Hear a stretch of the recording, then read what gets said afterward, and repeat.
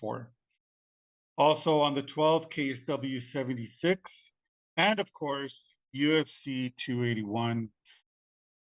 In the boxing bare knuckle category, November 11th, Triller Fight Club has an event. On the 12th, live in England, it's going to be a title fight. Sonny Edwards versus Felix Alvarado. They're going to be fighting for Edwards' IBF on the flyweight title. Live in England. Also live on ESPN Plus in Las Vegas, another title fight. We have Janibek Alimkhanuly versus Denzel Bentley. They're fighting for Janibek's WBO middleweight title. Also on the card, there's another title fight. This one is going to be a badass fight, so don't miss out. Siniesa Estrada versus Jasmine Gala Villarino. They're fighting for Estrada's WBA women's strawweight title. That's going to be a banger. Also live on DAZN on the 12th in Cleveland, Montaña Love versus Stevie Spark. In England, also live on DAZN, is going to be another title fight. Natasha Jonas versus Marie-Eve Decaire. They're going to be fighting for Jonas WBC and WBO women's junior middleweight titles and Decaire's IBF women's junior middleweight title. I think I'm saying her last name right. I don't know, but that's what it is. And of course, another anticipated boxing event that we cannot miss, live on Fight on November 13th. Floyd Money Mayweather Jr. versus Deji. What? Yeah. Are you serious? Yes, sir. That's happening. What a shit exhibition fight. As we always say after these rundowns, David. Yeah, yes, indeed. If you're not watching every single second of every single round of every event that Rob just listed live, you got to watch them live too at that moment, all at the same time. Otherwise, not a real fight fan. 100% not a real fight fan if you're not doing the Dana White Fuck It Friday challenge. 100% not a real fight fan. You got to do that and watch every single second of every single round of every single event, every single night of the week end in order to say that you're a real fight fan. If not, get the fuck out of here.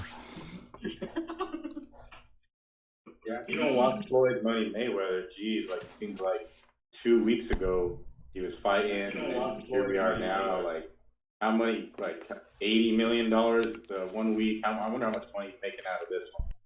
Just incredible. At least 60 mil, probably. Yeah, like it's ridiculous. But you know what, man? They're making their money. The promotion's making money. People are going to these events to sell out crowds, and they're doing it right. Yeah. Well, they're doing something right? Yeah, but he's facing a guy that just got his first boxing win now. That's what's sad about this whole thing. Yeah, but still. Yeah. But boxing it is what it is. We've heard there's some boxing matches that are pretty interesting. We'll probably get to them later in the show. So definitely like some interesting matches that matter, you know what I'm saying? But as far as the show's going to go, we will be joined by Steve Mean Machine Garcia, 30 after. I guess we'll talk about him. He's fresh off his KO win over at Chase Hooper. Dominant win, got the $50K bonus. So I'm anxious to talk to Steve and his contract situation with the UFC. And just how he's feeling coming off a fresh, sharp win, though, man. So, in the meantime, we could transition into last week's card, UFC Fight Night, Marina Rodriguez, Amanda Lemos. And if you didn't watch this whole entire card, every single round, every single second, I'm not a real fight fan. But starting with you, Rob. 100% not a real fight fan. Starting with you, Rob, the main event, Marina Rodriguez, Amanda Lemos. I picked Rodriguez. I was totally sold on her getting the title shot. Thought she'd be dominant, man, but Amanda Lemos came in there and proved her point because it's kind of strange, too, because, like, what is it, the 115 division? It's very thin. Like, it's Andrade, it's Rose Namajunas, you got Carla Esparza, you know what I mean? So it's super tight. There's only so many that have fought for the belt. Amanda Lemos took a loss to Jessica Andrade. Marina Rodriguez was up and coming. A lot of potential there for her to get a title shot, but coming up short and went 3 rounds, Rob. What was your take on that main event? You know what, man? It was pretty good. Both of these ladies were going back and forth, in the first 2 rounds. A lot of people on certain groups were saying that it was a boring fight, but you know what? These ladies had to do what they had to do to get that win. And Amanda landed that clean punch. It stumbled Marina, and she took advantage of that, and it worked. She, TKO'd her. The ref saw enough, stopped the fight, and Marina obviously was kind of pissed off, but I mean, you can obviously see that she was already up. There was no coming back.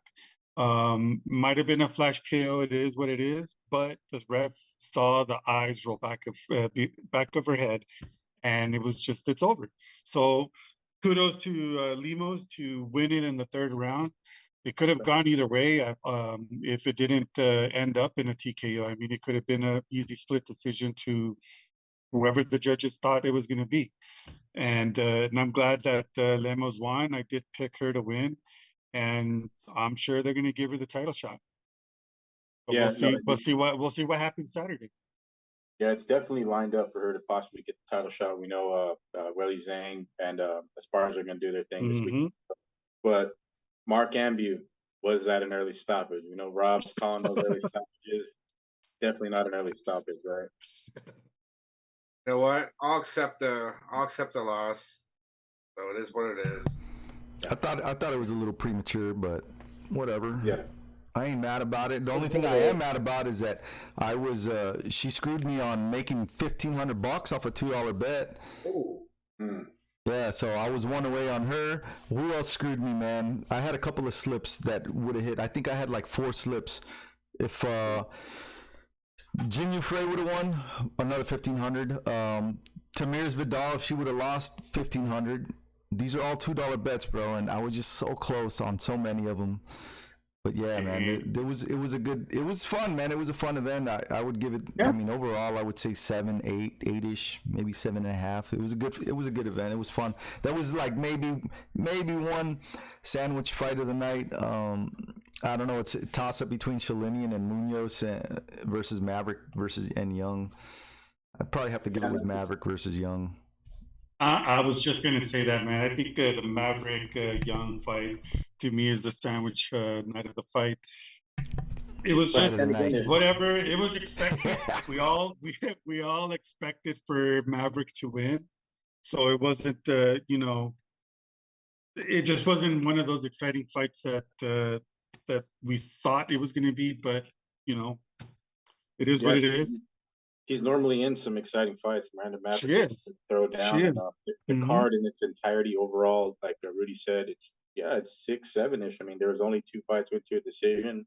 It wasn't a night for somebody, or if you had the last name Rodriguez, it wasn't your night, because moving on to the co-main event, Daniel Rodriguez, Neil Magny. Neil Magny making history, surpassing George St. Pierre for most wins at welterweight.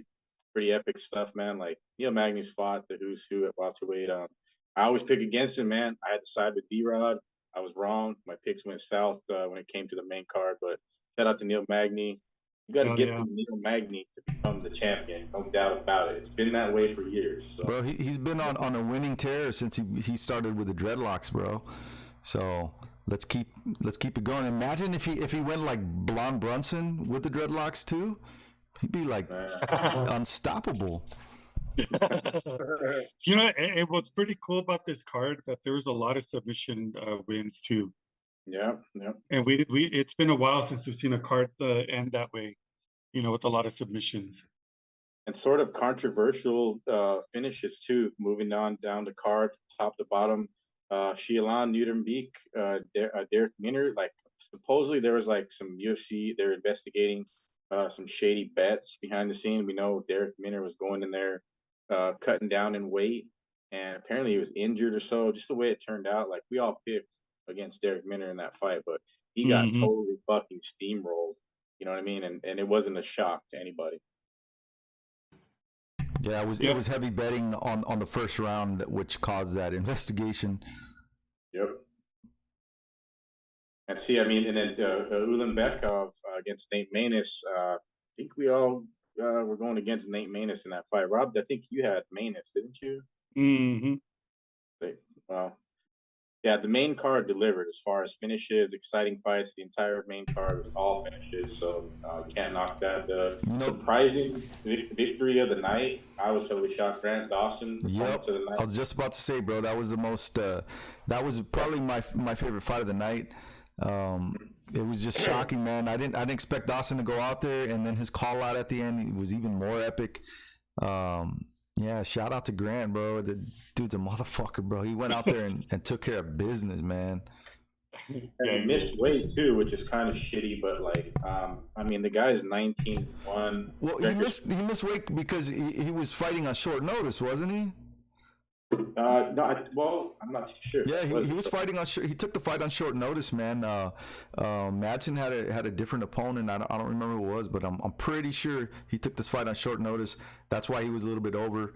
That's why they didn't really give him too much shit over it, you know. And I think a fight for him, like I know, Dan Hooker's fighting this weekend, but yeah, Grant Dawson's gonna draw some big name fights after beating Mark Madsen, taking that impressive stuff, man. I was not expecting that as far as it being. Who did he call out? Who did he call out? Tell us. Who did he call out? That's why I'm asking you.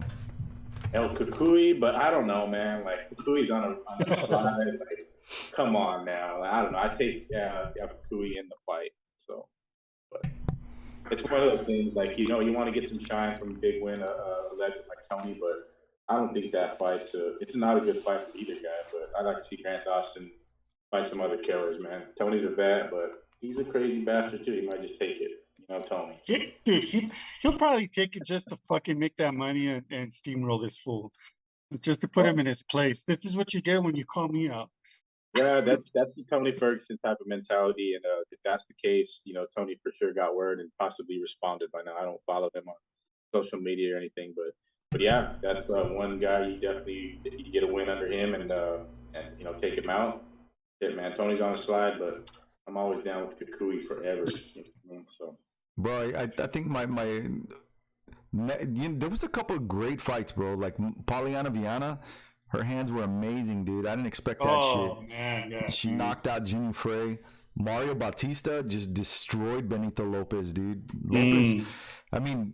These guys were on a whole different level, man. Whole different level. Lopez, you could tell he'd been out for 3.5 years. Just it was brutal, man. He took a beating, and I don't know, man. I don't know what's next for Bautista, but that dude is a motherfucker. Yeah, and then what's it called? Our Jake Hadley, super exciting fight too. Out the gates, went to the second round. I know Ross Marquis and our boys across the pond were happy with Jake having success early in the card and kind of kicking it off from there with his submission win. I mean, the first two fights were great. We had a flying knee KO, and then Jake Hadley going. Oh, and a 10-minute walkout by newcomer Tamiris Vidal.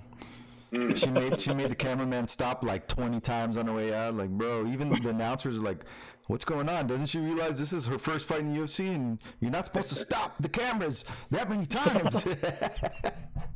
Yeah, they didn't know what to do. There's like, well, yeah, eventually she's gonna make it to the cage. You gotta get it going, you know. Hey, but if you could pull off a win like that, I don't care if you take 20 minutes. Actually, I do, but you know what I mean. In you guys' opinion, though, there's like we're always talking about fighters fight for their job or their career. So I think Derek Minner is kind of like the guy that stands out that we may have seen the last of him in the UFC. I don't know. For sure, Carlos Candelario is out. Yeah, I think Carlos is out. Derek Minner might fight one more fight. But Candelario for sure. I think we're going to see that pink slip get sent to him. Maybe Ramona Pascual, but another question to you guys. Do they finally, or I think, well, Daniel Rodriguez, I mean, he got submitted. He's going to take a little bit of time off, but he's one of those guys like Kevin Holland that likes to get back in there, and that's the fight that I think he wants. He talked about it leading into the Magny fight. So you guys think they eventually get that Kevin Holland D-Rod fight booked? It depends what happens in Holland's next fight. I think if he loses, I think they'll give him. I think they'll make the match. But if he wins, they'll probably put him with someone else. What about Neil Magny though? What do you do with Neil Magny at this point? He's got the most wins. Title shot. Give him a top 5. Title shot. Immediate title shot. Title shot. Top 5 title shot. Make him a standby for an injury. You know. Yeah, exactly. That's a good idea. Alternate for the Leon Edwards and Usman fight. Yeah, you know what? That's not so much though. A good fight for Daniel Rodriguez. I know there's talks of Nick Diaz possibly getting a fight again soon in the UFC. I'd love to see that D-Rod Nick Diaz fight, like NorCal versus SoCal. I think they could probably sell the shit out of that. So just throwing it out to the UFC. You know. Hey, you know they're listening. But yeah, Neil Magny though, like that's what I think too. Rudy said it best. To have him on standby for a title eliminator, title fight, he's definitely just keeping. Who has not, like Neil Magny has fought all the killers. Besides, like GSP is the only guy he probably hasn't fought since like the GSP era until current times. You know, like has he fought Carlos Condit? Did Neil Magny ever fight Carlos Condit? Yes, he did. He did fight Condit. Yeah. He's fought the who's who, so I mean, there's only so many names left. And then, as far as where he sits in the division, the streak that he's on, I mean, he did fight Carlos Condit. 2017, he won unanimous decision. He fought the who's who, bro. Johnny Hendricks, Lawrence Larkin, Hector Lombard, Kelvin Gastelum, Dos Anjos, Craig White, Ponzinibbio, Zhang Liang Li, Rocco Martin, Robbie Lawler, Michael Chiesa, Jeff Neal, Max Griffin, Rachmanov. Jesus Christ, the murderers row, dog. He even fought Shavkat too. Yeah, I forget about the Shavkat fight for sure. He's fought like new era killers, legends, former champs. Like it's amazing that what Neil Magny's done in that case. And he's won most of those fights too. That's the thing. That's the scary part. He's won a lot of those fights. Only a couple he lost, and they were like really close fights too. Those losses. So it's like, you know, he was always at the cusp of that title, fight. So it's like, you know, is it time now? It's time. I think it's time for Magny to get that push. Give him Connor. Fuck it, let's do it. Oh, he would hurt. He would make Connor look like a bitch. Back to the pink slips, bro. Shanna Young is definitely one who's getting. Oh yeah, she's getting the boot. Gone. Shanna Young, Jin Frey, possible, but Candelario, Pascual, and Shanna Young guaranteed they're out. Chopping block curtains, you name it, however you want to say it. It's Quaitons. You heard it here first. You're fired.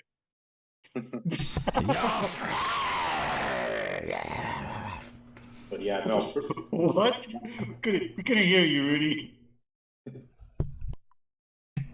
Can you hear me now? Yeah, you're good. Oh man. Well, to me, I think overall this card, I'm going to give it an 8. It was a good night of fights. Like I said, the Maverick to me was the sandwich night of the fight. Fight of the night. Other than that, fight of the night. Night of the fight. Fight of the night. Night of the fight. Have you seen that movie, Night Fright? Night Fright? No, it's called Fright Night. Oh, is that what the vampires? Yeah. With that dude is like the taxi driver or the Uber or something. Sandwich like that? fight of the night. Yes. Hey, you know, there's one guy that Neil Magny's never fought that they probably could match him up is Bilal Muhammad, right? Yeah, that'd be a good one. Oh, yeah. He called out Burns because Burns is like the highest ranked guy before you get into like the Colbys, the Chimaevs, the Usmans of the world. So I'd say either or just to close out this card as far as like fights that like really, really matter for that division. The Burns fight in Brazil is gangster. I love that call out. But Bilal Muhammad, he's a guy. Fight night main event. Yeah, either one is a main event, but I mean, if it's Burns, I think it's going to be on that the card in Brazil with the Figueiredo Moreno is what it's supposed to be. So But bro, who is more deserving of a title, man, than Neil fucking Magny? You know what I'm saying? Right? Just imagine seeing this guy going and winning that belt. It'd be like another Glover Teixeira story, you know? It'd be awesome. Honestly, it's like when awesome. Rashad won had to win how many fights in a row before he finally got that title fight. Like, yeah, man. On like a 14, 16 fight win streak before he finally got the title fight. You know what I mean? And he has I'd love to see him. I'd love to see him fight for the belt and win the belt. That'd be awesome, bro. Oh, that'd be pretty cool to see him get the title. He's a good guy, man. Yeah. He is. You're right. I think, like out of nowhere, he just like sparks out Leon Edwards or something eventually, in like a year. You know, that'd be awesome. Yeah. I'll reach out to Magny and see if he can jump on the show, man. Yeah. And get him on as a guest. Just the names I really like on his resume. Like, we love you, Neil Magny. We love you. No gay for Jesus. Like, if you're not a Neil Magny fan and then remember like those legendary wars like we're talking about, like definitely not a real fight fan, because 100% not a real fight fan. Man, he's an old school cat that's still around. He's still a dog, you know what I mean? And he's right there on the cusp, top 5 material. And I don't know what fight I like better other than Bilal or Burns. So it's definitely not Masvidal. Don't give him that fight. Give up Conor, Masvidal, or I don't know what they're going to give. Like, who's Masvidal begging now for a fight? Yeah, I'm kind of wondering when they're going to announce his next fight. I think he's due for a fight. They'll announce it next year, probably. Yeah. And they should give him like Michelle Pereira or something. I don't know if he's booked. I don't think he is, but like, the only other isn't his month like December? Street Jesus, he should fight in December. That's when he was born. He was born in December, wasn't he? Or is that the wrong Jesus? I'm thinking about the wrong Jesus, aren't I? Championship, though. I think you are. Yeah, no, it's Street Jesus. He might be just working on his Game Break Fighting Championship, so we may not see him in the cage for a while. You never know, though. Or you just see him lined up with Nick Diaz and like the John Jones card against Ngannou or something. If that ever actually happens. Or he's opening up his new restaurant, 3-piece and a soda. Is that an actual restaurant he's opening, Rudy? Nah, but it would be pretty badass. I mean, like chicken and waffles, you know what I'm saying? He should do it. That would make some money for you. That's the fake news of the night right there. Fake news of the night. But what I was going to say, the welterweight fight that intrigued me, that's super interesting too, is Jeff Neal and Shavkat Rakhmonov. And that's happening first card of the new year in 2023. Yep. And then as far as Kevin Holland's fighting December 3rd against Wonder Boy. I totally forgot about that fight. But Wonder Boy's going to knock him out. But I think Jeff Neal Shavkat, ooh man, that is a fight right there. That is legit right there. But. All right. Our guest should be coming on in a couple minutes here. Who's our guest again, Roberto? Tell us. Let us know. It's our boy from Albuquerque, New Mexico, Steve Mean Machine Garcia, training at Jackson Wink MMA. Me and David had the pleasure of watching him fight with our boy from where's Caleb from? Well, he's from he trained at Force of One, but he's law enforcement out in Tucumcari still to this day. Okay, there you go. Yeah, him and Harvey Park went out of they still remain law enforcement, and like you said, we watched Steve on the rise coming up into the UFC and fighting people that we know close. And, I mean, if you ever seen Steve fight live, it's definitely better than watching him on TV. Oh my God, it was the most bloodiest fight that we've ever seen. And was it? He even left some brain matter on the cage, and I have that on film too. Yeah. It was an epic fight, and what's even more epic is that Abel stared right into our eyes and smiled While Steve was dropping fucking bombs and elbows on his face. Yeah, like, but one thing that I'll remember about that Looks fight, like our guest is joining us, guys. All right, let's go. Where is he? I don't see him. There he is. Let's get his audio to connect. What's up, Steve? How's it going, brother? It's going good, man. How are you doing? Doing great, man. It is an honor and a pleasure to be able to have you on the show, man.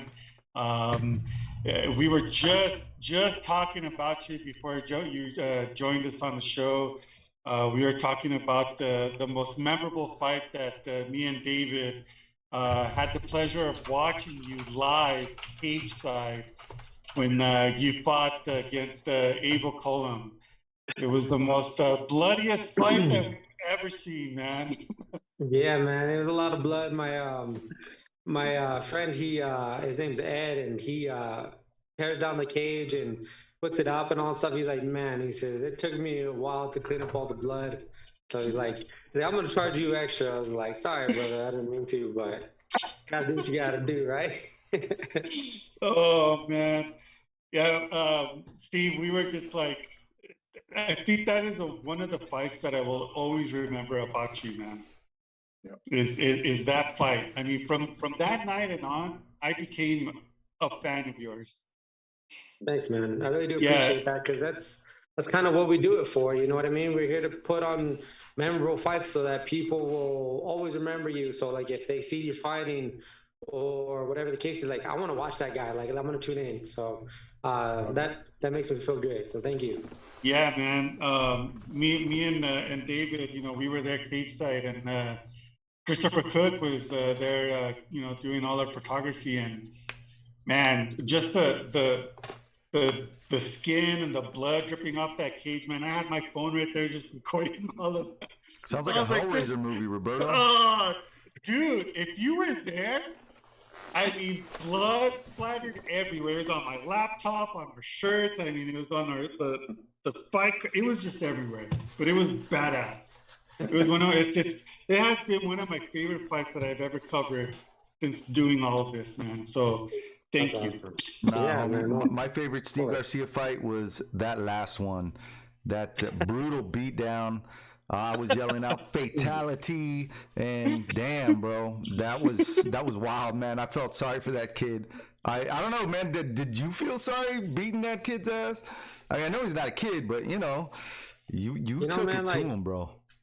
Truly, you never really want to hurt somebody. You know what I mean? But when that door closes, he signed a bout agreement. And that's what you think about every single day. Is that, like, this guy is training every single day to knock me out, to, you know, choke me unconscious, to beat me, you know, any way he can. And, you know, you kind of just have this mindset. You go into it and you're just a killer be killed in there. And it's not fun to always give the beat downs. I've had prior fights where I've had that moment where I'm like, I didn't mean to, like, go to that extent, where, like, I've had opponents, you know, have reconstructive surgery on their faces and stuff like that, and it doesn't make me feel good. It doesn't. You know what I mean? In the meantime, I feel good about the performance. I feel good about winning. I feel good about how I won. But afterwards, you know, a lot of these guys have families. They have kids. They have loved ones, and you know that's hard. You know, we're in the hurting business. There's nothing easy about it. Yeah, one thing that I took away from that fight was just there's levels to this shit, and you were on a whole different level, man. I mean, you're striking just insane, just levels beyond Chase, and man, that guy's got a lot to work on, bro, and you kind of exposed that. So yeah, man, he you know, what's crazy is he was a huge favorite to win, man. So it definitely, you know, makes me look a little bit better, because I mean, he has a lot of hype behind him. UFC was pushing him. I was just kind of like a stepping stone for him. But the only people that believed that I could win were, like, my family, my coaches. They know what I'm capable of, and I was more about proving them right than proving everybody else wrong, if that makes sense. So yeah, man, it was a good win for me.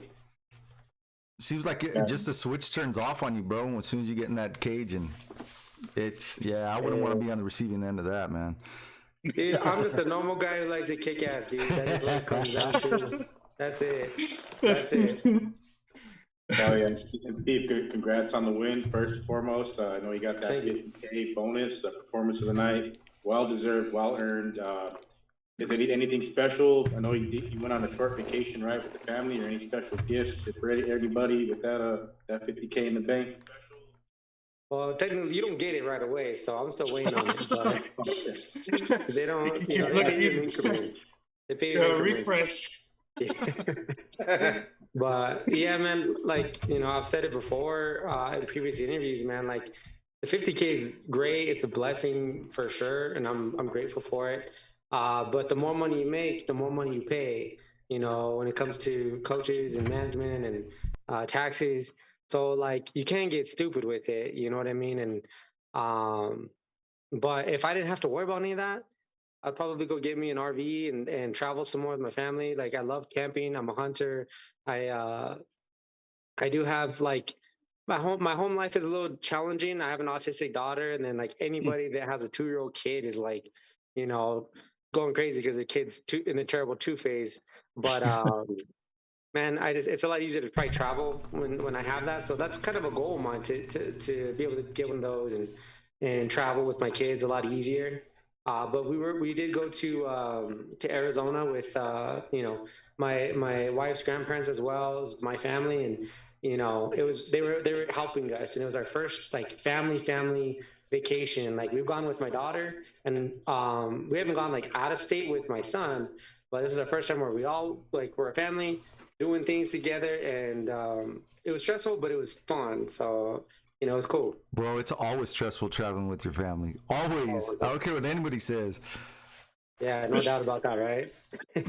Yeah, and Steve, first thing on your mind, I got to ask you, after that win, I mean, it was an amazing win. Like you said, everybody was counting you out. You were the big favorite. UFC was trying to, or, people thinking you're a stepping stone. We definitely didn't think that over here at Fight Weekend. I got to think, what was on the mind of Mean Machine after getting that incredible win and knowing that, you put a stamp on it as far as, your contract situation with UFC?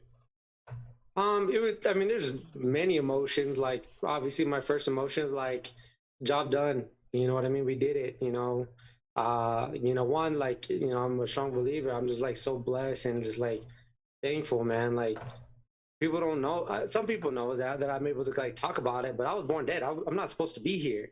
You know what I mean? But like, I feel like God's blessed me. So I'm here and I'm able to chase a dream that I've had since I was 15 years old.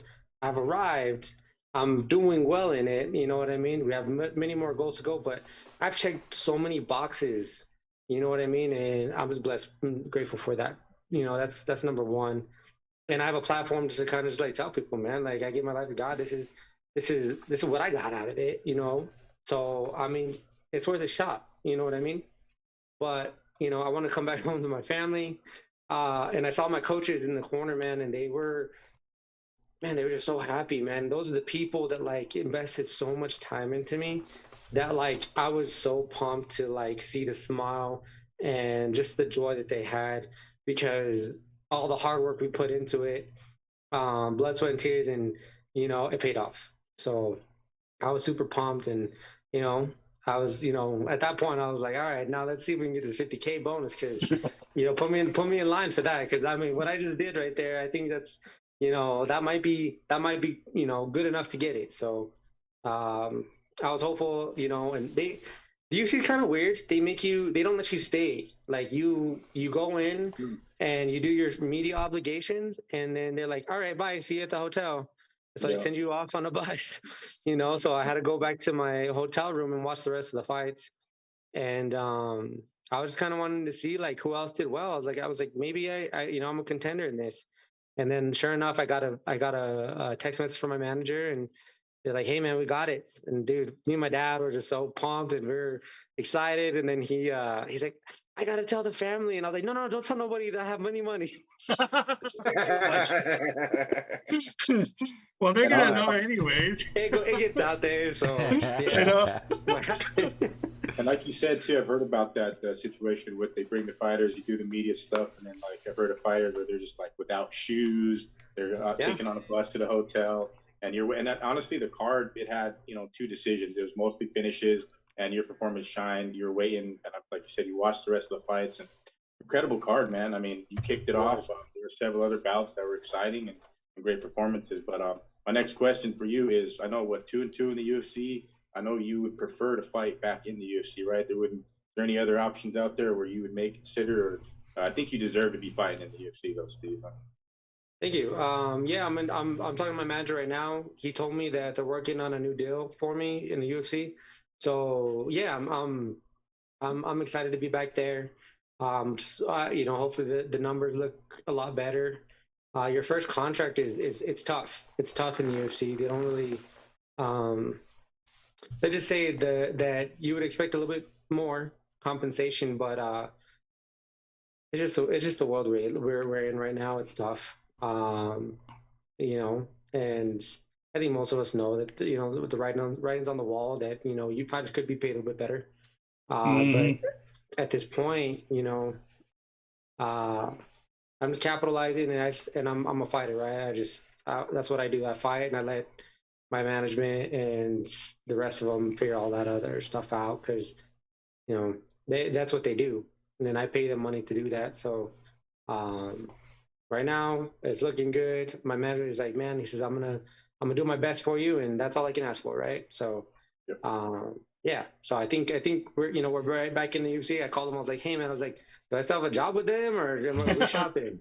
And he's like, no, man. He says, we got a job with them. I was like, okay, cool.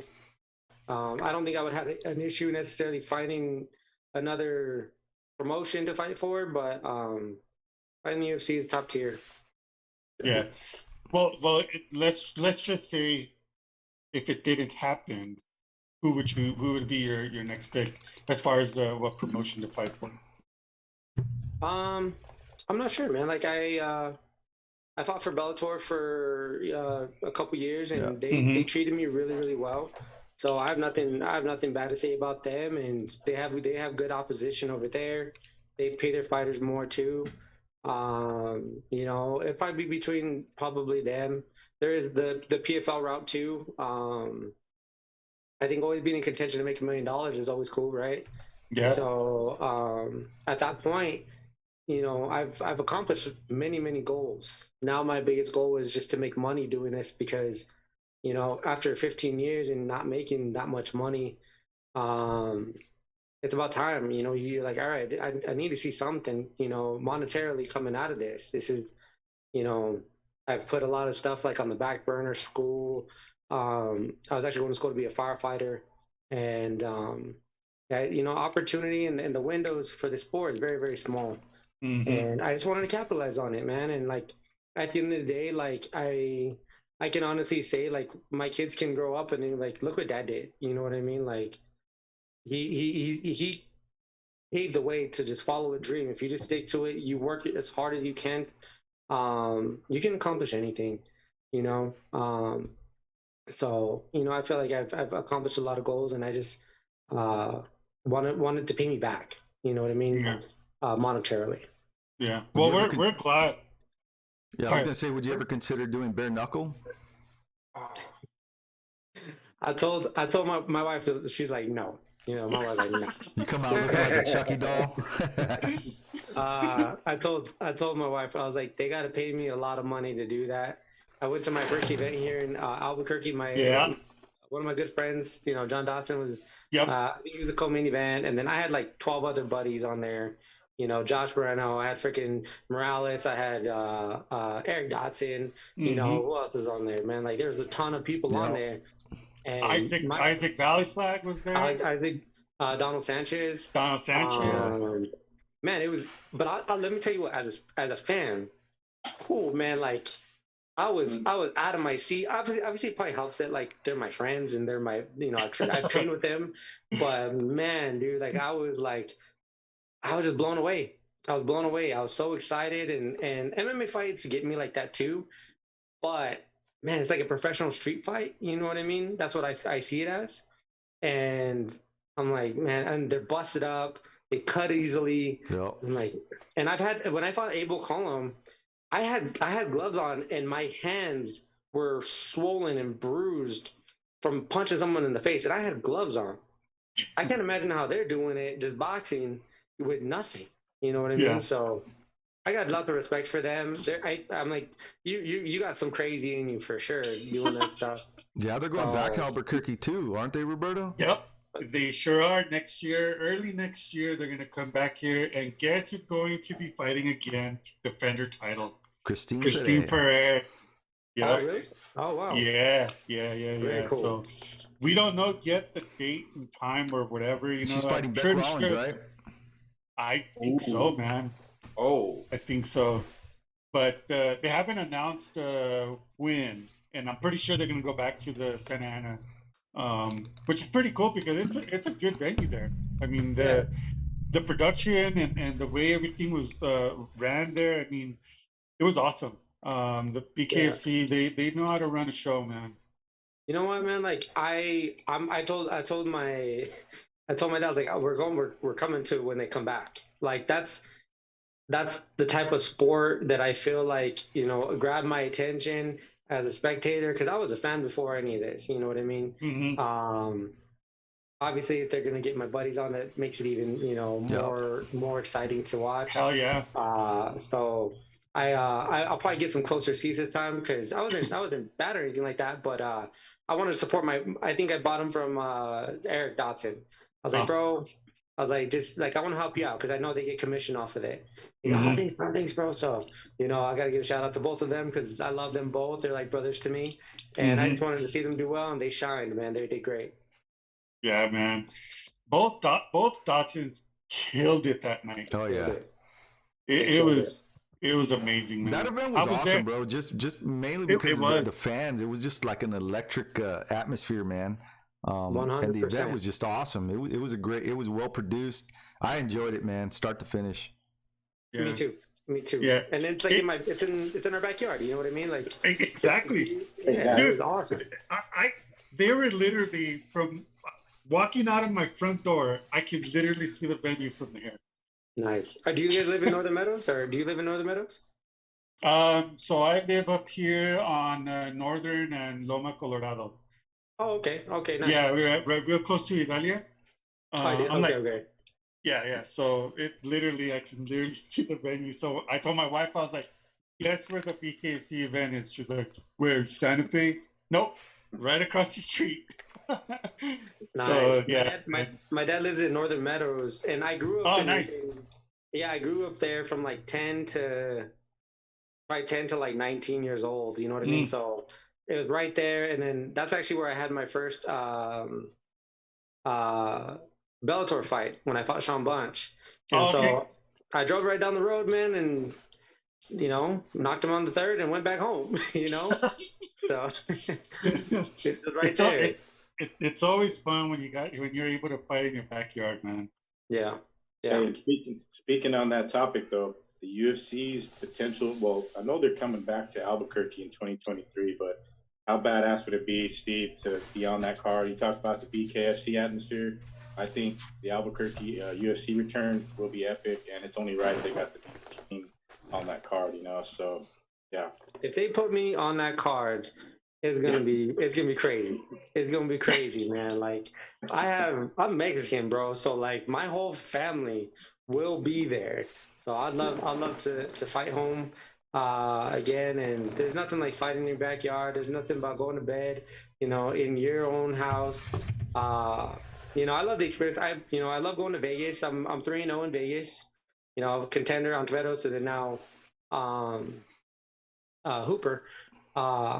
So I don't mind Vegas at all, but yeah, there's something about fighting at home where you got that love, you know, that you know, that home love and the fans and everybody. I've headlined a couple the local shows here. I got tons of support there. So you know what, like you guys are my people. These are my people right here. So I'd love to get on that card. Yeah, you mentioned too, like you're talking about the Abel Cullen fight. I remember seeing you in the elevator with my photographer Chris Cook. I remember shaking your hand. Remember you said you had your hand was a little dinged up, and I remember talking to you, telling you it's UFC time coming soon for you, man. So definitely proud. Anytime I hear that God's country and you coming out, Steve, I've covered a lot of your fights local in Albuquerque. Always excited to see you fight, man. Like, you never seen Steve Garcia fight live. I mean, seeing him in the UFC is epic, but seeing you fight live, man, always remember that, just like Rob was talking about. Thanks, man. Like I said, that means a lot. Like, that's, as a fighter, that's all I want to do is I want you guys to just see like my hard work in action. You know what I mean? Because I train like a madman for you guys. You know what I mean? I really do. Oh yeah, and I've seen it because I'll go to Jackson's to do some interviews with the local fighters, and once in a while when I'm there, you know, I'll see you, you know, training with Holly and with the other guys, and I'm like, God damn, this guy's a fucking beast. Man, they don't call me Mean Machine for nothing, man. Like, I go in there and I'm training all day long, and when I'm in there, man, it's just, you know, it's just different. It's different, man. Like, you get a different Steve. You know, I get mean. I get mean in there. So, you know, I try to live up to that and make you guys happy, man. Get you guys onto your feet and, you know, out of your chair, and, you know, I want oohs and ahs and, you know, all that. I do. Hell yeah, man.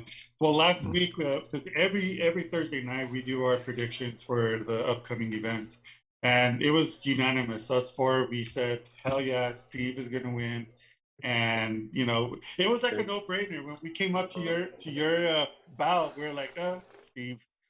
Yeah. Except for one Canadian. Look, my topology was, you know what? I'll take the rap. I'm sorry that I chose Chase Hooper, but I'm glad you knocked his bitch ass out. So damn, it's all good, you man. made his face purple. You made his face a new color, and I enjoyed it. Your people. Hey, I enjoyed that face changing. You made his face in a whole new color, and it was great. It was fun. I like being the underdog, man. I really do. That's when I think I fight my best. So I'm good with it. It's all right. Steve, are you gonna? I like you fighting now. I've seen you fight at 135. You're an animal at 35. You're 6 feet, but 45. You fought at 55 against Pena, but 45, you're gonna stick to it. And if you're fighting in the UFC course or short notice, you're not gonna go to 35, right? It's either 55, 45, right? My days at 35 are done, man. They're just done. I can't do it anymore. I've ruined my body making that weight cut to 35, which made it hard to fight at 45 for a minute. That's why I was fighting at 55. But I've got it handled for the most part. You know, I went to doctors. You know, I had not procedures, but like I've been on like supplements and a whole diet regimen, just craziness to try to just heal my body, heal my hair, heal everything, and I was able to make the 45 weight limit. You know, obviously 2 weeks ago, and I did healthy, and that's what we'll be. What do you normally walk around at, bro? I mean, I'm 6 foot tall and hitting 145, 135. That seems like impossible for me. That's crazy, man. The heaviest I think the heaviest I've ever been was 180. 180. 180 is probably the heaviest I've been.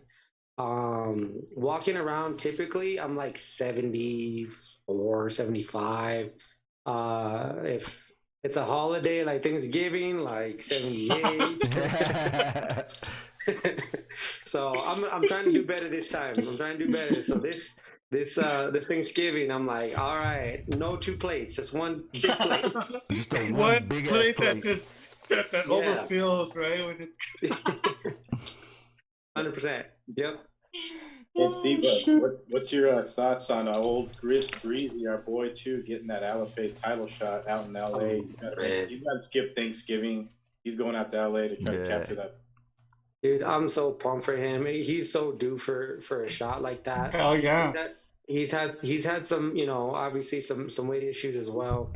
But man, he's one of a kind. There's no doubt about it. He is one of a kind.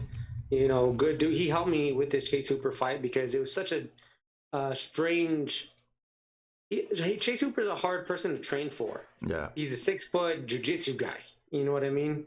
That is tall, lanky, but body styles that are that tall are typically not grapplers. So I had to get with the littler guys to do the grappling, but I needed people like Breezy to help me with my striking because he's 6 foot, he's southpaw, and he gave me the looks I needed, along with some of my like, training partners too. But he helps me just probably more than a lot of people. I want to do the same thing for him. I want to help him get any sort of look he needs so that he can win his title, because I feel like once he wins his title, I feel like the sky's the limit for him. He's gonna be they technically consider LFA being a type of world champion, which is what he is. I feel like that's he should have that definitely, and he needs to be in the UFC. Like that's how good he is. Dude, he needed to be in the UFC a long ass time ago. Sure. Yeah, for sure. It's when he's been one of those fighters that me and David been following since his first King of the Cage fight here, and we were his first sponsors. We've been pushing him for years, and it's always been he's always been one of those fighters that me and David always said, this guy needs to be in the UFC since like years ago. 100%. But it's unfortunate with all these fighters that just bail on him last minute because they don't want to fight him. Or he hits a deer on the way to the fight, right? Oh, I know, right? Yeah. Yeah, man. In this sport, it's kind of hard because there's so many variables that can happen, but timing is everything. And I'm not saying it wasn't his time then, but what I will say is that it should be his time now. Yeah. And I think he is due. I think that he's got it up here, and I think that those two, with his athletic ability, his fight IQ, he puts it all together. I don't know what date it is. Is it December or is it what do you know date? Yeah, December 9th. Yeah. December 9th. He puts it together on December 9th, man. Like, he's going to have his hand raised, no doubt. And he's knocking on UFC's door. Like, there's no doubt about it. And I want all my good guys to be in the UFC because that's where I feel like they belong. There's other guys that I think that should be there, but he's definitely one of them. Yeah. Is there Steve, in that gym in Jackson Wink, you guys got all the belts from all around the world. Is there an LFA title in that gym? Damasio. I think Damasio has one. I don't. We got so many in there. I don't really know, but I think Damasio has that one. Yeah. Well, a perfect scenario. You get your UFC deal inked again. Chris Breezy gets signed. Bring that UFC card back to Albuquerque to Rio Rancho, and both you guys on that card, man. Would love to see it happen. Oh, dude, that would be dope. That would be dope. There would be no roof on that building. There's no roof on that building. It's me and him on that car. Love it. I just want to throw it out there. There'll be people in the fucking parking lot with projector screens just streaming the fights in the parking lot. Dude, they're gonna tailgate. That's what they're gonna do. They're gonna tailgate. That's exactly what they're gonna. And we're gonna have all the fucking green chili that we can eat there. Bro, green chili, red chili, whatever you want to bring out, some pozole. I don't know. Whatever you want. You need Mexicans in your chili, bro. I'm from Texas. Yeah. We just call that shit salsa. Oh, bro. Texas got some good ass food. I'll tell you that. Oh, yeah. Man, ain't got no chili. That's true. You come down where I'm at, we got the best Mexican food in Texas, deep South Texas, Rio Grande Valley, baby. Yeah. We have the fattest city in America, 9 years and running in a row. That should tell you something. All I know is about y'all Texas barbecue is the bomb, man. That's all I know. You guys can make some barbecue like nobody's business. And I don't know, Texas is where it's at. I love Texas. It's probably one of my favorite places for sure. Hell yeah. Yeah, man. I lived there for 8 years. I lived in Conroe, Texas / the Woodlands. Okay. It's really close to Houston. Nice. So lived there for 8 years and then came back to Albuquerque. So, but nice. Albuquerque's my hometown, man. I grew up here and I just love it, man. Nice. My dad's from there. My dad's from actually my dad's born in North Dakota, but he I have tons of family across Texas, in Hillsboro, Arlington, Dallas, Hidalgo, McAllen, Houston. Like, we're all over the place. McAllen, bro, the fattest city in America. 9 years in a row. That's the funniest stat ever. Nothing to be proud of. No surprise there. Yeah. Oh man, Steve. So outside of fighting, what do you like to do, man? Like, tell the people. Hunting. You said hunting. Well, yeah, I know you love to. Okay, so hunting, and then you like to camp. Where is your favorite spot here in New Mexico to go camping at? So, I mean, we typically go to the Jemez Mountains. My dad has a cabin up there, and my whole family, like my aunts and uncles, they're all buying properties up there right now. And it's cool because, like, you know, they're seeing it grow, and it's cool. We're up there all the time, but that's where I do a lot of my training too. As I go up to Jemez, I go up there. There's this big mountain. It's like I just call it Mean Machine Mountain because I'm always running up there, and I'm always there, and I know everybody over there. And you know, they you know, using that little wave, the finger wave off the steering wheel. But we go up there, and man, we have the best times, man. We just do. And we'll go to Fenn Lake, and we'll go to different places. But I just like fishing all over the place. We just went after my fight. That was my hunting time. So it was hard because when I fought, that was the start of my hunt. So that was like I think it started on a Friday, and my hunt ended on a Wednesday. So right as soon as we flew back in on Sunday, I had to pack all my stuff up and everything like that. And then, you know, I slept, and then I woke up that next morning at like 3 a.m, drove to Jemez because that's actually where we were drawn. And man, my body was just, it was thrashed because I didn't sleep that whole night. I'm sorry? Where were you hunting? I was hunting elk. I had a cow tag. Did you get anything? I had a cow tag. No, man, it's just hard, man, because we missed bow season. I didn't get drawn for bow because that's typically what I go is I do bow hunting. It's a lot harder, but like you see a whole lot more animals, right? Yep. Rifle, they've been through bow, muzzle loader, and now they're on rifle, and they're spooked. They're hard to find. They were deep, just high into, you know, the mountains. It's just hard to get to them. And like I said, like I didn't take much damage, but you know, from the weight cut and not sleeping, and then on top of that, like my leg was kind of messed up. I mean, I didn't, like I said, I did great. You know, I didn't really go, you know, get, you know, injured, but my whole left leg was just sore, I guess, from throwing those kicks or something. Just hiking, like I normally hike 10 miles, you know, at least in a day, and I was hiking maybe 3 miles. I was like, Dad, we might just have to be doing old man hunting today, just in the truck. I was like, this might be just one of those years. So he's like, it's all right, Steve, just win your fight. Just win your fight. I was like, okay. You know. But other than that, man, I love to golf, dude. Like, golfing is like my thing. Bro, we need to get together, man. Let's go. Let's go. Where do you like to play? Anywhere. I love Paradise. I love Paradise. That's my favorite golf course. Yeah. Los Altos would be my next one.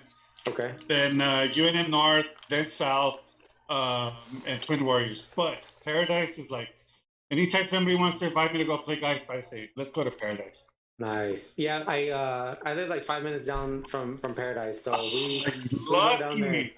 Yeah, so let's go. When you want to go, all right, bro. Let's go. The only golf I know is Mario Golf, unfortunately. So. There's a video vlog idea right there. Rob and the Mean Machine on the green. Gotta go live with that shit. We'll go fucking crush it, man. Shoot. We'll have a GoPro and we'll just film the whole thing. It'll be fun. Hell yeah. Roberto's gonna be starting fights just to get film on you. Yeah, man. It's honestly, I love golfing so much, man. Like when you know, before training starts, I normally go in, like when I'm in camp though, because I do accounting, I still work. So when I am in camp, I stop working, but I have a little bit of time right between I drop off my daughter from school to my first training session. I make sure I go and hit at least, you know, a bucket of balls, and I'll do that 2 or 3 times a week, for 6 to 8 weeks, man. That's when I play my best golf. But well, yeah. I mean, you gotta be consistent. It's like what they always say: you don't get good at playing golf by playing golf. You get good at playing golf by hitting buckets. Yeah. You just gotta consistently be hitting those buckets. Yeah. Then go and play golf. Don't try to beat your handicap or whatever. It's you're playing golf. You got to go out there and have fun. But obviously, you got to keep your fundamentals. But where you're training is hitting those buckets. Yeah, man. I wanted to play it so much, but I felt bad because I was leaving my lady at home. I was trying to figure out how to do it. So I'm like, you know what? I was like, I'm gonna bring her, and she's gonna have a good time. And then I'm gonna get her hit a couple balls. And one day she made really good contact, and she's like, this is kind of fun. And so I'm like, you know what? I'm gonna buy her a set. And so now we both play, and she's still learning. She's still learning right now, but she's doing as obviously time goes by. She's getting better and better. But man, I was like, how do I play more golf without my wife getting upset, but we just made it a thing. So now we're able to go play, and it's a good time, man. I love it. Awesome. That's amazing. My wife is the same way, bro. So I took her to Topgolf. She had no idea how to hold the club or anything. So I just showed her the basic, and I said, "This just swing. If you miss, you miss.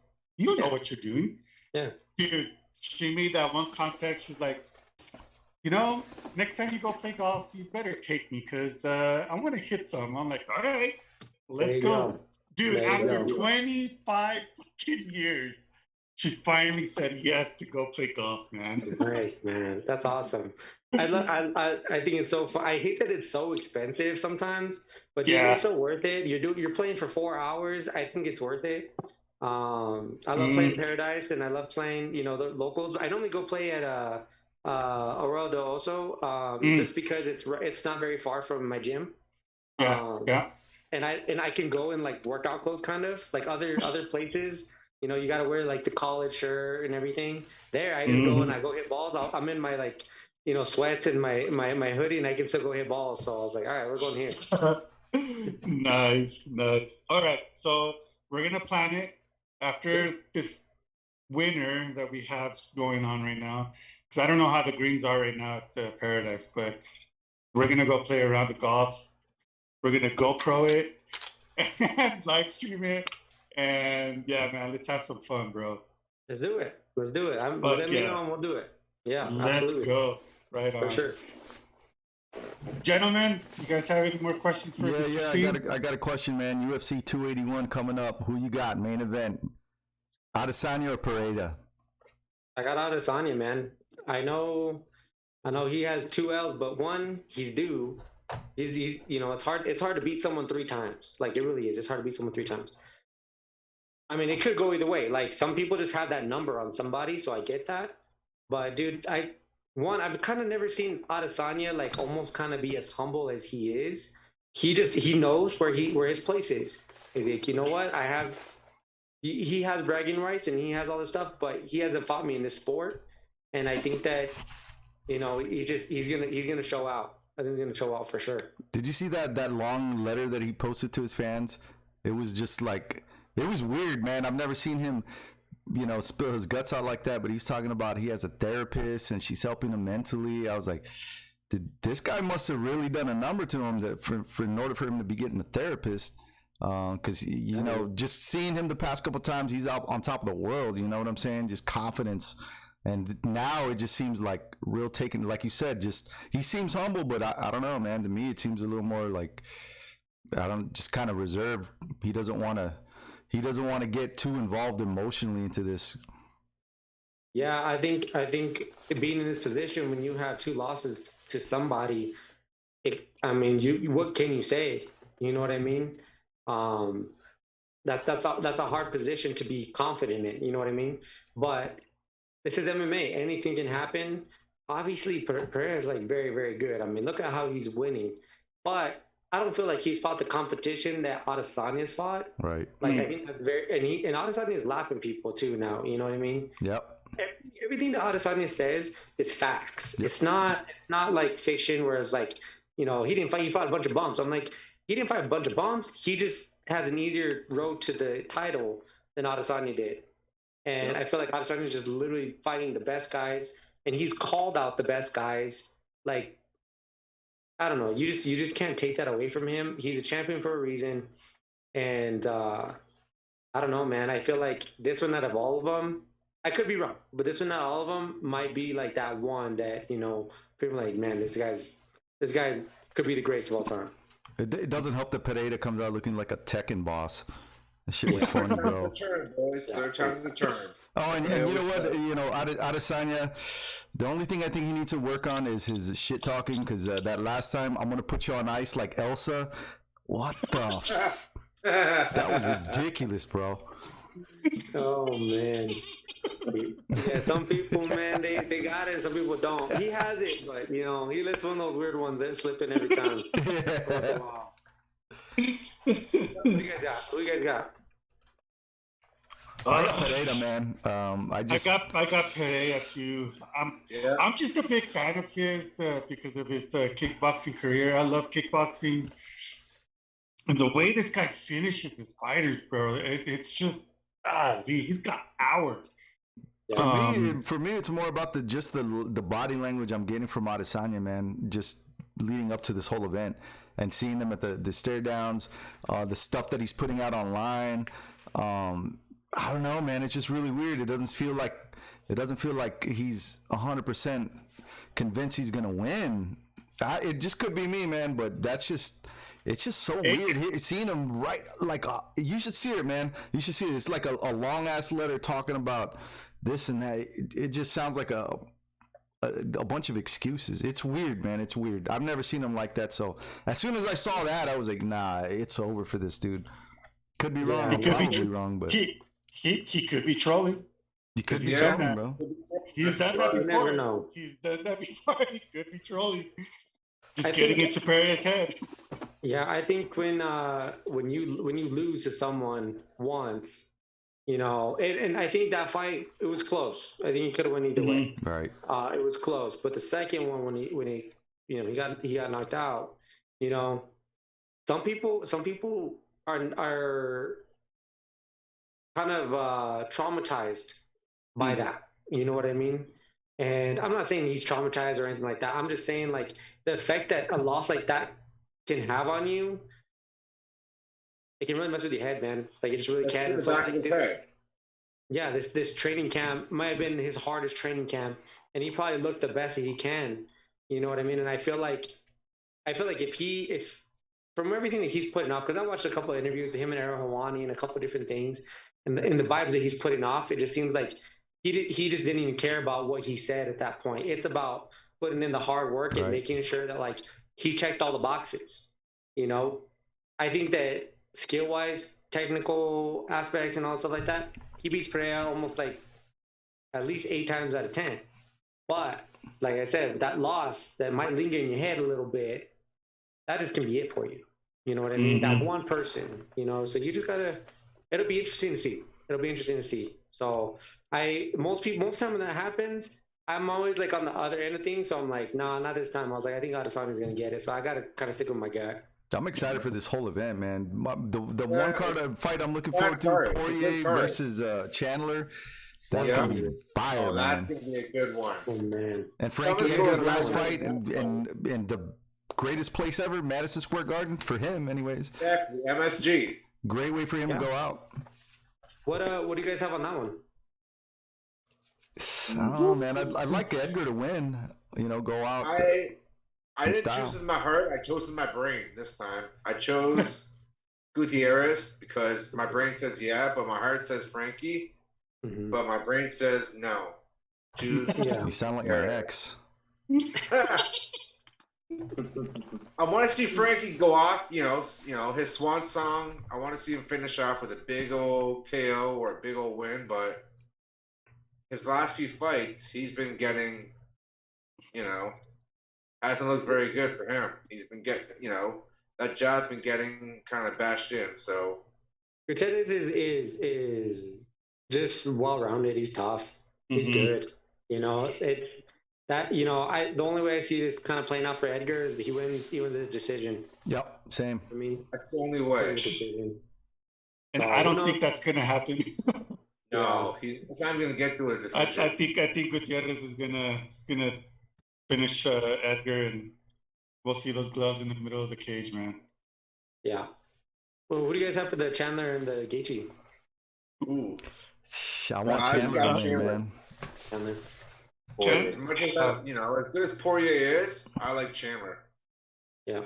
Chandler's my, you know, I've been a fan of Chandler since the Bellator days, so you know, I just feel like he needs that win, and he wants that shot at the title again. He was this close, close. He needs that shot again. Yep. All I know, those two, that fight right there, Poirier and Chandler, is going to be a bloody mess. Mm-hmm. Not as much as yours, Steve and Abel's, but that's hard to beat. It's going to be hard to beat.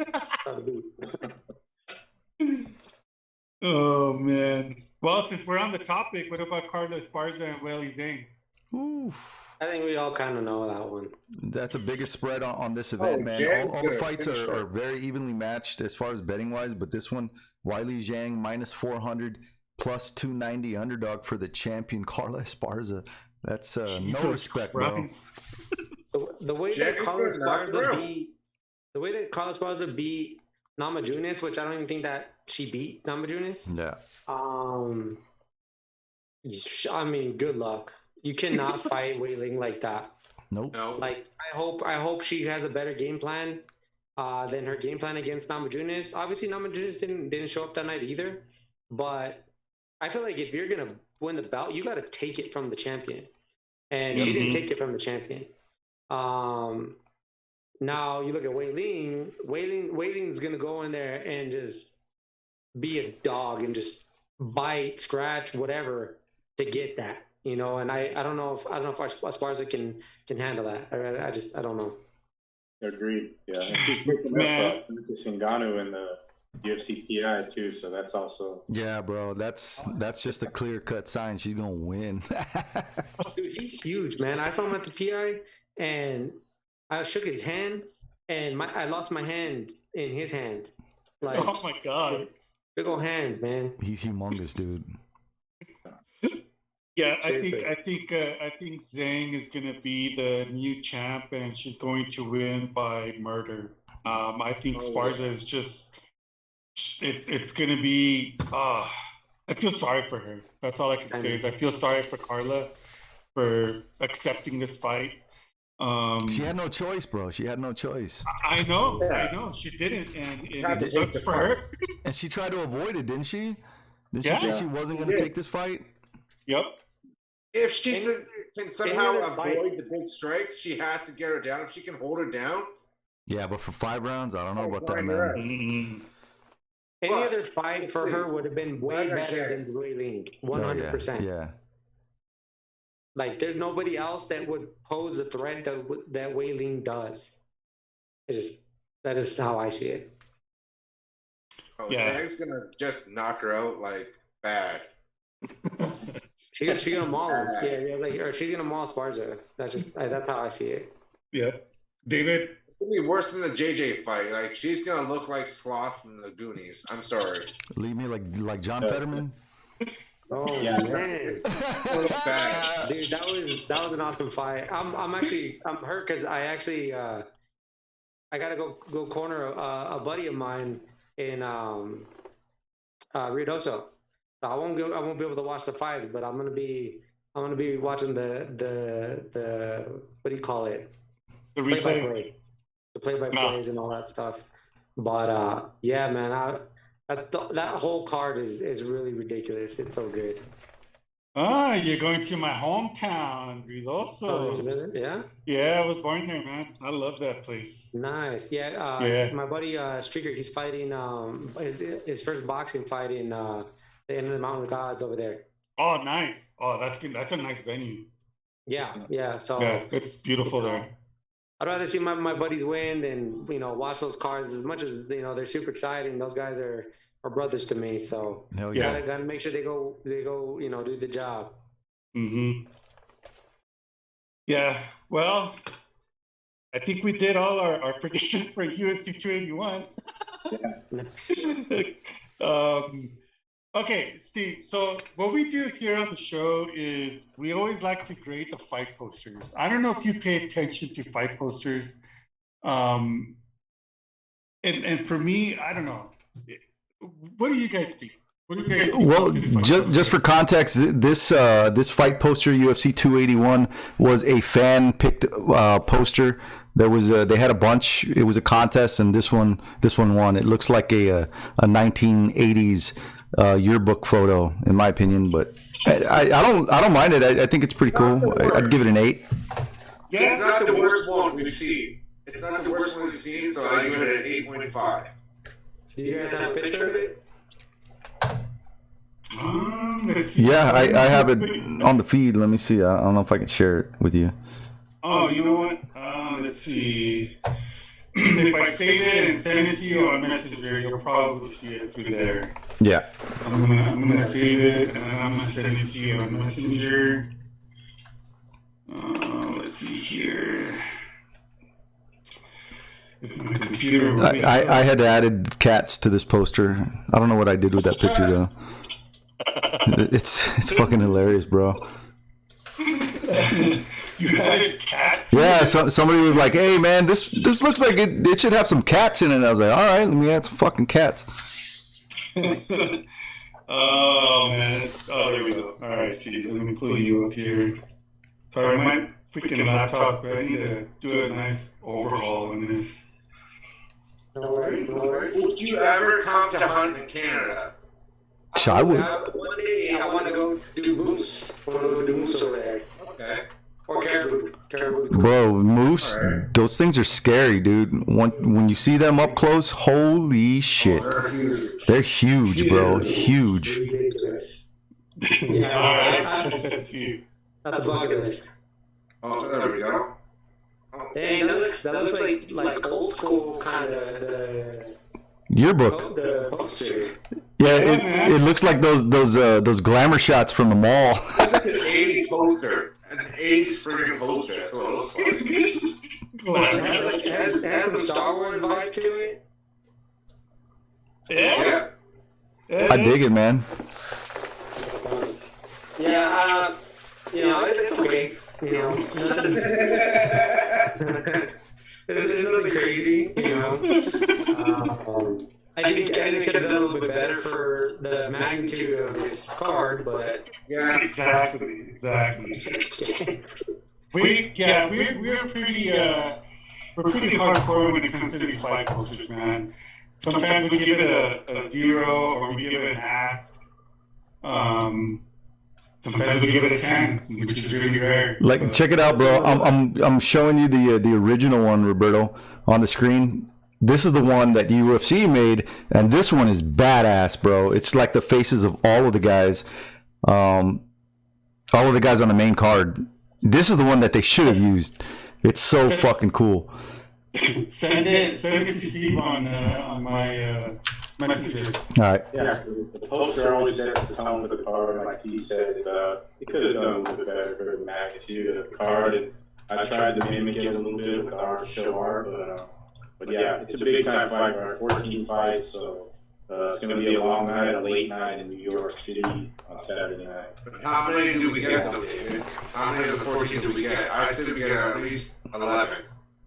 Yeah, there's always that unfortunate deal where there may be late cancellation or so, but yeah, the fight card is entirely on paper, super legit, and we still got big cards. We still got the Glover card, before the year's out. This is indeed one of the big time shows. It's Ezra Adesanya in MSG trying to close the book on that 85 division, like Steve said.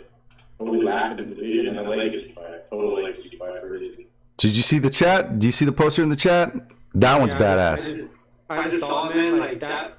They definitely should have won with that. Right? Like, I think it showed like the seriousness and like of the fight. Obviously, they have all the names in the middle, like showing like how big the names are in the card. It looks super cool. Yeah. Stone-ish a little bit. Yeah. It's cool, I guess, that they gave the fans what they wanted. But honestly, if they had this, as a choice, I'm pretty sure they would have picked this one. Yeah, I get it. That like the one that you guys sent me, like 8 or 9. The other one's like 5 or 6, 6 or 7. Yeah. Right on, man.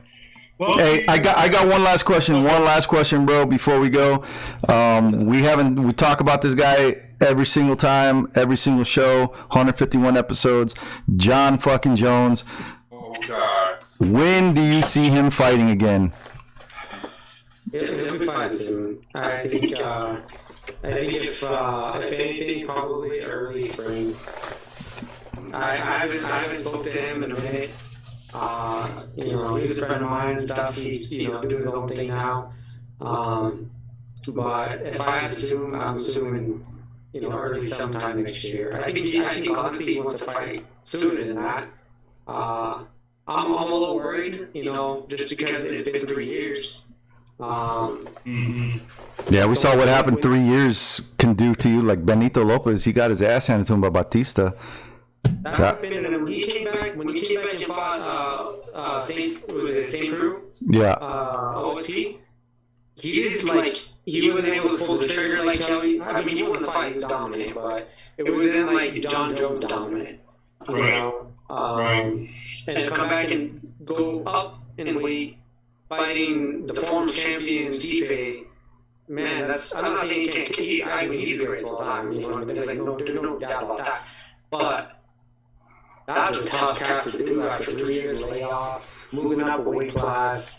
I'd see him spar all the heavyweights, like when he was training at Jackson. Like I'd see him in there. He would honestly do what John Jones does.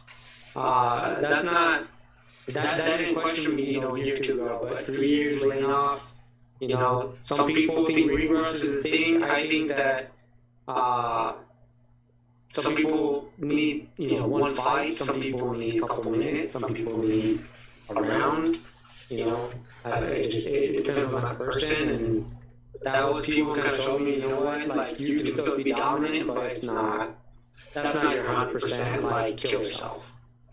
Yeah, I think that's why he's holding off so long, man, just to get the right fight, make the right amount of money, because it may be the last time you see him.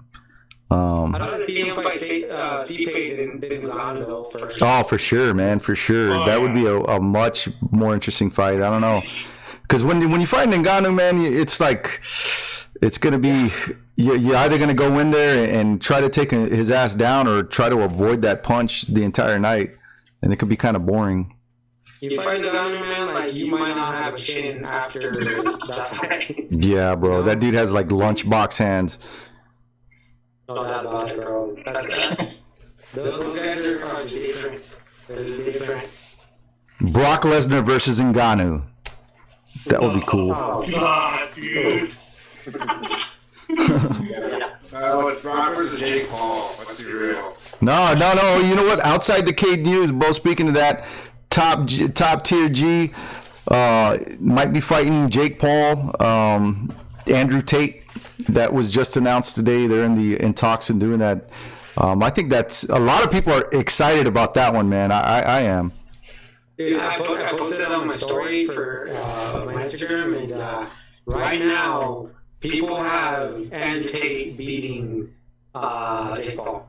I've seen a lot of people opposite on Twitter saying that Jake Paul is going to destroy Andrew Tate. I'm like, I don't know. I guess they think that Andrew Tate is just some podcast. I'm like, bro, he's a kickboxer. Granted, he's not a boxer, but he was a world champion kickboxer.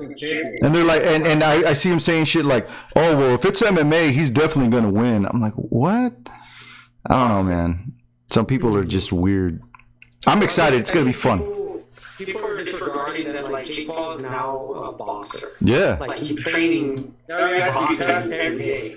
Yeah. He's not just like some guy who does it as a hobby. Like, this is what he's doing every single day. Right. And he's marketing himself, like, really, really well. You know what I mean? He has so much attention. Hate him or love him, it doesn't matter. He has so much attention that people are going to pay him money to see him lose or see him win. It don't matter. But the writing's on the wall. He's getting good at boxing. He's beating like legitimate strikers. Right.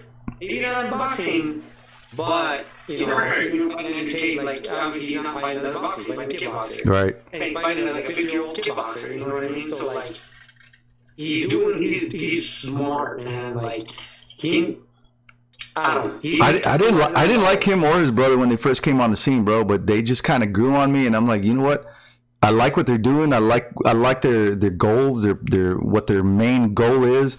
They're bringing attention to the sport, fighters union.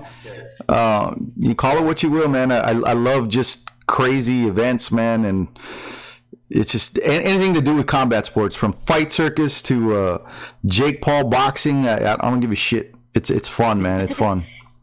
Yeah, I like that they're kind of shining light on fighter pay and stuff like that. And I typically wouldn't talk about stuff like that, just because, like, obviously it doesn't make you look good to promotions or the cases. But I do think that there's enough money in this business that can go around and get to be spread out to the UFC rosters or to the MMA fighters. Because I do feel like coming up in the ranks like a breezy, you know what I mean?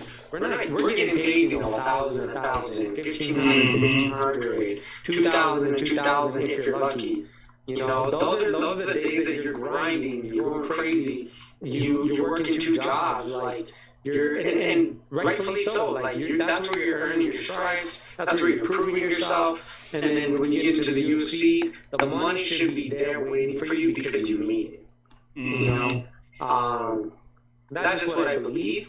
And someone like Jake Paul's like, dude, yeah, like that's kind of messed up. Like they need that, and I do value that. I appreciate people because, like, for me, I know what I do. I know how much work I put into it. I know what, like, I put not just my body through and my health, but like what my family deals with. Like the times that I've had tough fights and I've gone to hospitals and I've had, they've had to take care of me at times. They've had to do things for me, and to do that for a couple thousand, that's crazy. You make a couple thousand, nowadays you do it making flipping burgers at McDonald's. Yep. So I think, in my head, at these highest levels, especially if you see the highest level, I'd love to see a little bit more payout for sure. Yeah, it should match inflation, so it should be going up.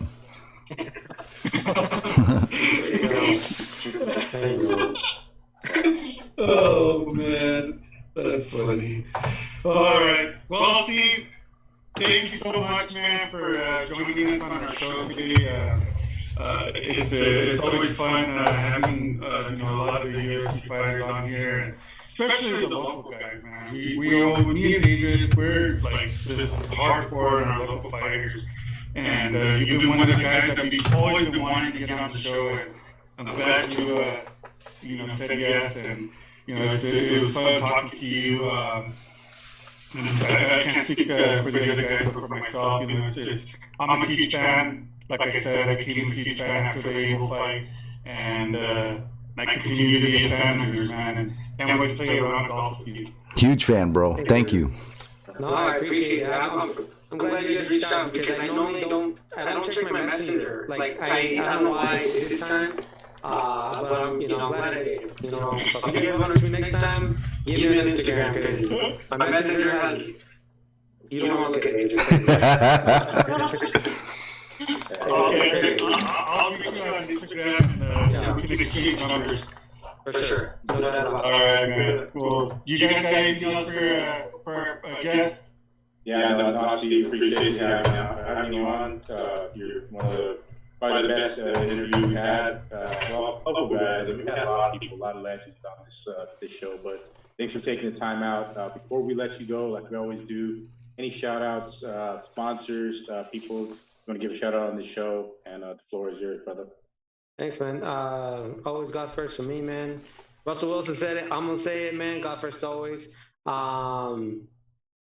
That's a big deal to me. Obviously, my wife, Mariah, and my family. All the people that scream at the TV, yelling at me to do this, do that, and then just go crazy and happy when I win, and there for me when I lose. Thank you guys. You guys are awesome. I love you guys. My Jackson Wink family, my coaches, Greg and Wink. My dad's always there by my side. He's seen things that you probably shouldn't see your son go through, but he does. And you know, my sponsors, you know, I've always had great sponsors and stuff, and Brad Maestas and Complete Rejuvenation and all these guys that have allowed me just to kind of continue to help me financially when I need it or whatever the case is. You guys are great. Appreciate you, and you know, till next time. For sure. Always love over here at FightBook MMA, Steve. So looking forward to that Albuquerque card being announced. Like I said, you and Breezy, maybe in the springtime it'd be announced, but that'd be very proper, man. Thank you again for the time. Yeah, thanks for having me, man. Appreciate it. Right on, brother. Thanks, Thank you, Steve. brother. Have a good night, and we'll keep in touch. You guys have a good one. Later. Dude. Later.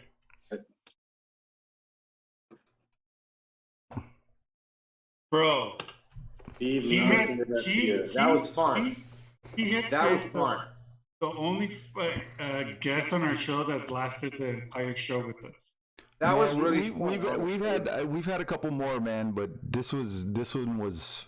He was fun to talk to. Like, he was fun listening to. You remember Ballman, really dude? well. Oh yeah. He's a very good speaker. Ballman went the entire time. He wanted to go overtime. Well, we should have mentioned Joel too, because Joel Bowman's his training partner as well. So Yeah. So that's crazy, bro. And who else? We've had a couple, man, but I remember for sure Joe Bowman, dude. He's yeah. Joel Bowman could be in the UFC.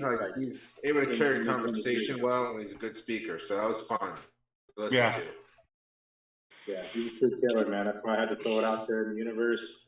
Very popular, Rob, in your neck of the woods. Rio Rancho Event Center, UFC's return to Albuquerque. Oh man, I can't wait. Man, if he comes to Canada, he's gonna love hunting up here, though. He's gonna enjoy it. You got a lot of shit to hunt up here. Well, Definitely good guy, though. Yeah. yep, guys. I hear banjos playing in the background when you said that. We're gonna make you squeal like a pig. Fuck you, Rudy. Fucker, you. Racist. Nah, we're not talking about Alabama, Arkansas. This is Canada, bro. There ain't no hillbillies over there. That's true. That's true. Only Mark. The fuck? I didn't say that. Mark's dressed like Miklo, dude.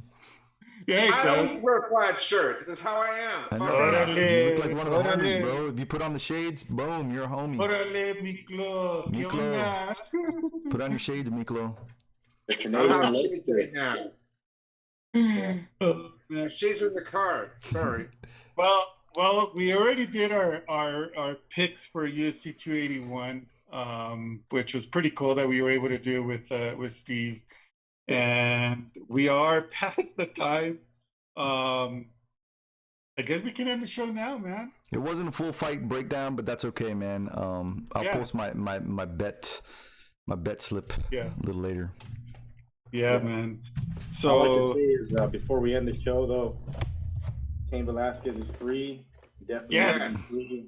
Yes. Goddamn right. So, and It's about speaking damn on, time. Fuck. on the topic too of a guy that fought Steve Garcia, Luis Pena, charges dropped. So hopefully Luis Pena with Yes. Simon SFN showing out. Yes, Hopefully they indeed. get Pena back Gotta in get there. him back on the show. Bro, it's crazy. Yep. It's crazy how there was a lot of people that just didn't want to say anything about that because it was just a touchy matter, you know. But the second those charges got dropped, there was a lot of support. But I also saw, you know, to be fair, I saw a lot of people still hating on him. But hey, man. And I get it. You know, it's a very touchy matter to a lot of people. But I don't know if you're found not guilty or charges are dropped. Hey, bro, I don't know, man. I can yell at my woman, and that could be considered, you know, all that bullshit. So you know what I mean? Like, Yeah, fuck up. that's another fight too, where it kind of close call where Steve busted him up on his back, and probably could have been 3-1 in the UFC. So maybe eventually they run that fight back. But I wanted to ask him that. Would you like to run back that fight against Luis Pena? Because it was short notice. Yeah, it was short notice fight for sure. Yeah. So. But yeah, unfortunately, no outside the cage news. We kind of touched on it just a little bit, but we'll be back more outside the cage news next week, doubled up. Oh, this weekend's card though is gonna be fun to watch. Hell yeah! Yep. So we'll do the outside the cage news before we do anything else next Thursday. That way we can do our recap on this pay-per-view. But yeah, guys, thanks everybody that's watching and or listening. Really do appreciate the support. We couldn't be doing this without you guys, and obviously, with the platform that we have, we've been getting a lot of awesome guests on the show. We're hoping to get Ray Mercer next Thursday. So I will confirm when it comes that week, but it's looking more like 95% sure that we're going to have him rebooked for next Thursday. So that's going to be another badass show right there, man, to have a legend like him on the show. I haven't heard anything back from my guest that I want to get on the show, so hopefully he'll get back to me when I did want him for next week, but he hasn't got back to me, so I'm going to ask him for the week after, especially if you're 100% sure that Ray Mercer is our next guest. So I'll tell him the week after. There's not going to be a show for Thanksgiving week. Which is next week. No, wait. We're going to do Thanksgiving Day special. Yep. 3 hour special. 3 hours special. Gobble. It'll just be me and it's going to be during the Cowboy game, so. Oh, fuck. Me, Tyler King, the Marauder, Rudy Lara, and myself. 3 hour Thanksgiving special. Stay tuned. Go. Yeah. All right, guys. David, you know what to do, homie.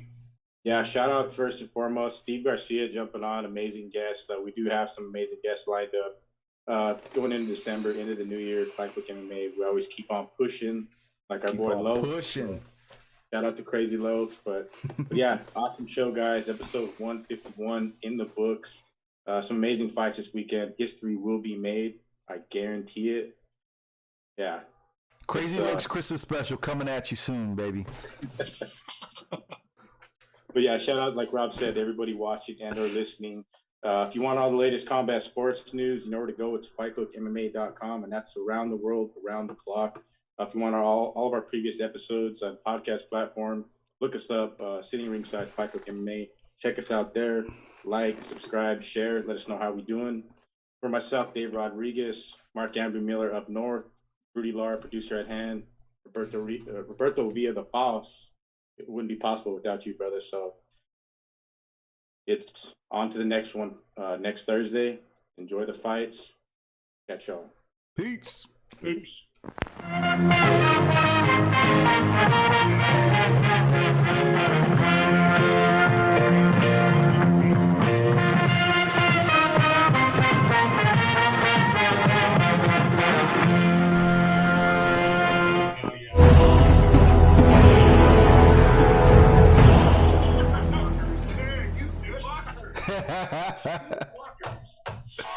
That shit was hilarious. And then I called you a traitor to your people. That was funny.